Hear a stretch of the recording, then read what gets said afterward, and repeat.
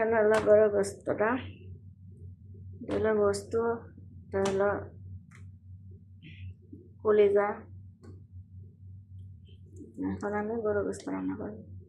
গরু গোস্ত রান্না করব, আদা পেঁয়াজ রসুন ব্লেন্ডার করব।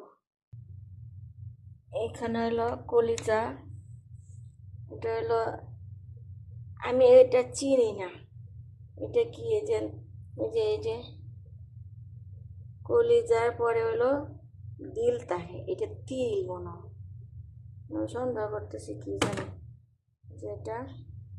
আর এটা তো গোস্ত, বড় গোস্ত, কলিজা অনেক আলাদা কলিজা দিল, এটা চিনি না, পরে রান্না করবো জানি না।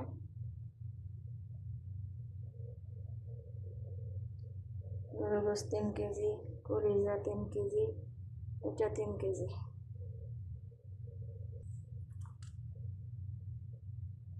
মিষ্টির মতো, চাম মিষ্টির মতো।